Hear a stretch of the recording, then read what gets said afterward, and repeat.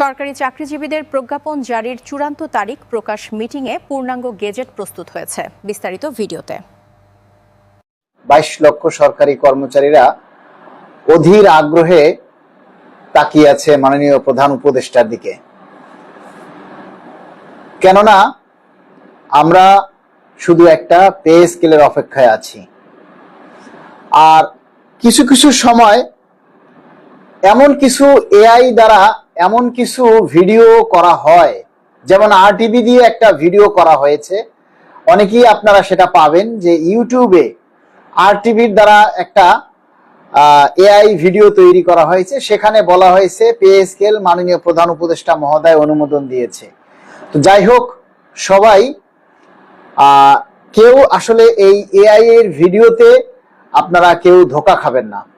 আর আমরা তথ্য প্রযুক্তিতে যারা আছেন, যারা আইসিটির নিয়ে কাজ করেন, তাদেরকে অনুরোধ করব, এই যেসব মানুষ এই এআই দ্বারা ভিডিও নির্মাণ করে এবং মানুষকে ধোঁকা দেয়, ধোঁকাবাজি করে, তাদের বিরুদ্ধে এই তথ্য প্রযুক্তি আইনে যারা আছেন তারা কেন ব্যবস্থা নেন না? এই এআই এখন মানুষের একটা মারাত্মক হুমকি হয়ে দাঁড়িয়েছে। কখন কি বলে বোঝা মুশকিল। মানুষ বিভ্রান্ত করে ফেলে মানুষকে, মানুষের কাপড় পর্যন্ত খুলে উলঙ্গ করে ফেলে এই এআই দ্বারা। তাহলে তথ্য প্রযুক্তিতে যারা আছেন, তথ্য প্রযুক্তি আইনের যারা উপদেষ্টা আছেন, আপনারা কি করেন?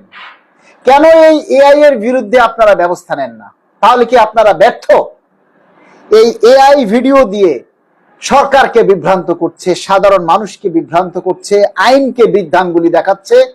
কেন এই এআই এর মাধ্যমে যে বিভ্রান্তগুলি করছে সেগুলির বিরুদ্ধে আপনারা কেন ব্যবস্থা নেন না? তো যাই হোক, আমরা যেটা দেখতে পাচ্ছি, কিছু কিছু আপনার যে সুশীল সমাজ, তারা হঠাৎ করে তাদের ঘুম ভাঙলো। তাদের মধ্যে একজন এই যে দেবপ্রিয় ভট্টাচার্য আছেন, তারপরে মাসুদ কালাম মাসুদ না কি নামে একজন সাংবাদিক আছেন, আরো কিছু কিছু মানুষ আছে, ব্যবসায়িক কলামিস্ট, ঢাকা বিশ্ববিদ্যালয় বিভিন্ন জায়গায় আছেন। তারা বিভিন্ন মতভেদ দিচ্ছেন।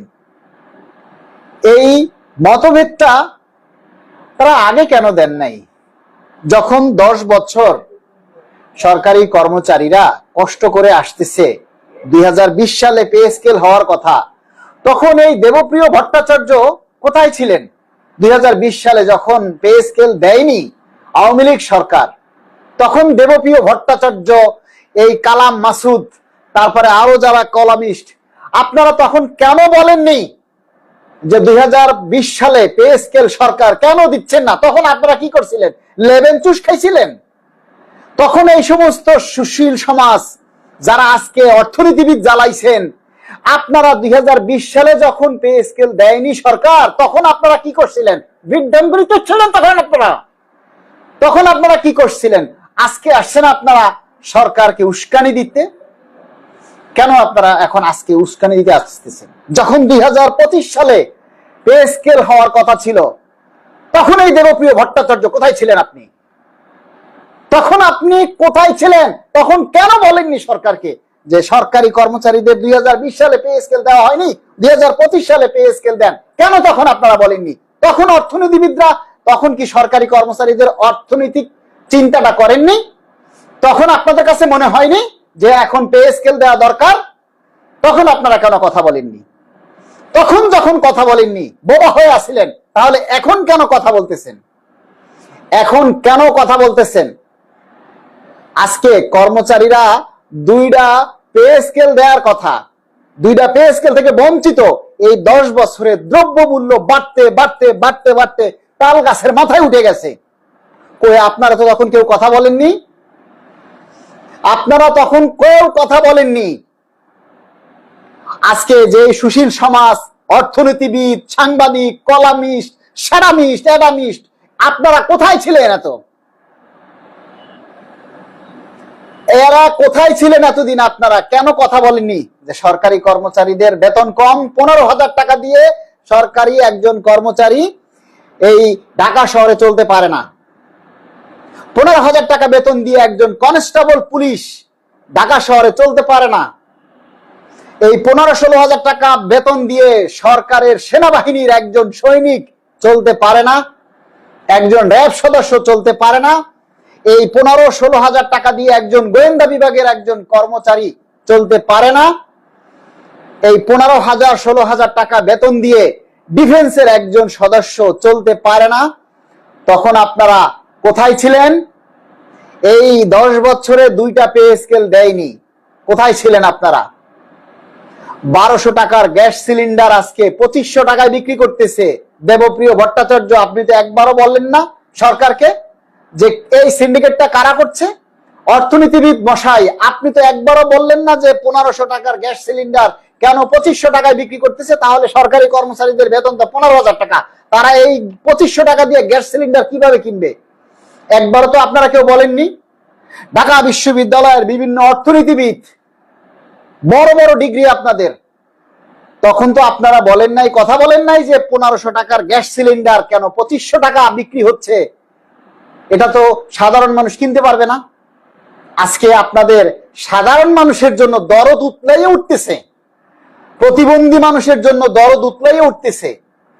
যে সমস্ত মানুষগুলা আজকে কৃষকের জন্য দরদ দেখাচ্ছেন, কৃষকের জন্য দরদ উতলাইয়ে উঠতেছে। কৃষক যখন আলু চাষ করে পাইকারি দামে বিক্রি করে 5 টাকা 6 টাকা কেজি করে কিনে আনে পাইকাররা, আর খুচরা বাজারে আইসা 40 টাকা 50 টাকা বিক্রি হয়, তখন তো কিছু বলেন না আপনারা।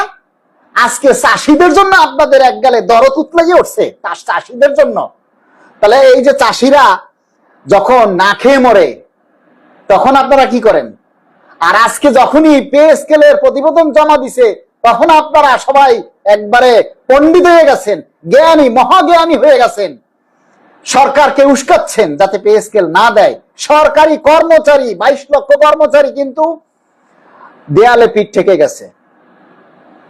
তারা যে কোনো সময় যা কিছু করতে পারে।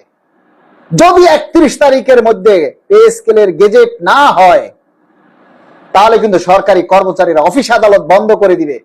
তখন কিন্তু এই দেবপ্রিয় ভট্টাচার্য, অর্থনীতিবিদ, ব্যবসায়ী, যারা সাংবাদিক, কলামিস্ট, আপনারা কিন্তু তখন কিছু বলতে পারবেন না।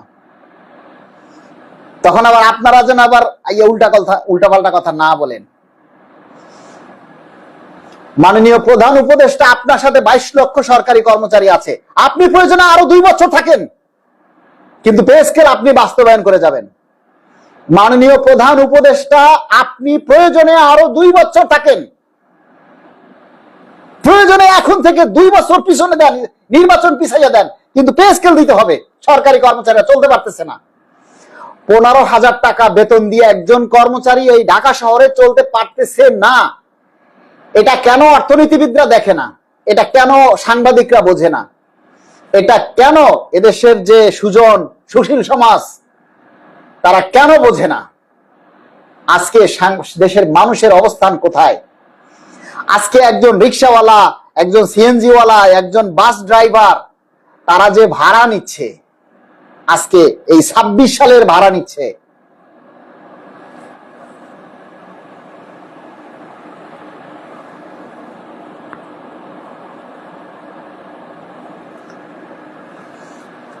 আজকে সমস্ত রিক্সাওয়ালারা 26 সালের ভাড়া নিচ্ছে।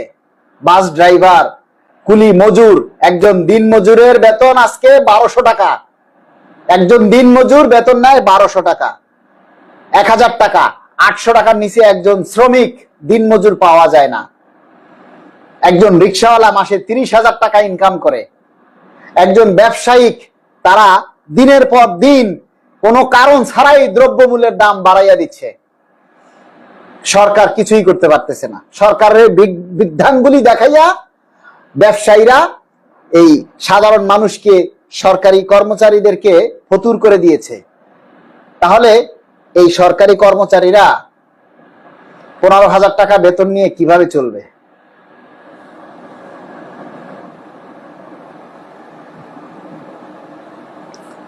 দুঃখিত, আমার মাথার সেই সমস্যাটা আবার একটু উত্তেজিত হয়ে গেছি, তো যার কারণে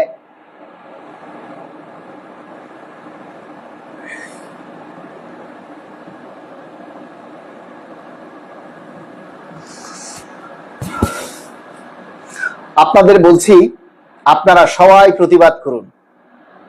আমরা সরকারের সাথে আছি, আমরা সরকারের সাথে আছি। 22 লক্ষ সরকারি কর্মকর্তা কর্মচারী, পুলিশ, র্যাব, ডিফেন্স, সেনাবাহিনী, নৌবাহিনী, বিমান বাহিনী সবাই সরকারের সাথে আছে। মাননীয় প্রধান উপদেষ্টা, আপনি নির্ভয়ে পে স্কেলের গেজেট জারি করুন।